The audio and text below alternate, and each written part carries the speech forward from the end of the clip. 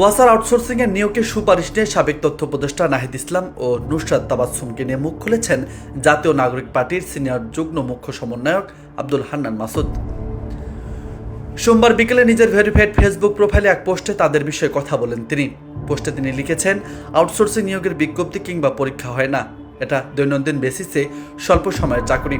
Crisis মোমেন্টে জনবল সংকট নিরসনে বিভিন্ন সুপারিশের ভিত্তিতে সাধারণত এই আউটসোর্সিং পদ্ধতিতে নিয়োগ দেওয়া হয়ে থাকে, আর এটা নিয়ে চলছে মিডিয়া ট্রায়াল, চরিত্র হননের অপচেষ্টা। তিনি লেখেন, নাহিদ ইসলাম ভাই, নুসরাত তাবাসসুম আপুকে আমি অন্তত 4 বছর ধরে চিনি, ওনাদের পাশে দাঁড়াচ্ছি। কিছু মানুষ চিলে কান নিয়ে গেছে শুনে চিলের পিছনে দৌড়াচ্ছে, কিন্তু কানের জায়গায় আছে কিনা তা আর হাত দিয়ে দেখছে না। তিনি আরও লেখেন, এই মানুষগুলোকে সামনের ক্রাইসিস সময় এদেশের মানুষ পাশে পাবে না, নিজেদের পিঠ বাঁচানোর জন্য ঠিকই কারো না কারো লুঙ্গির নিচে গিয়ে আশ্রয় নেবে। এই পোস্টে কিছুক্ষণ আগে আরও একটি পোস্ট দেন হান্নান মাসুদ, যেখানে তিনি লেখেন, মিডিয়া ট্রায়াল চলছেই, আর সেই ফাঁদে পা দিচ্ছেন। নিউজ ডেস্ক, বার্তা 24।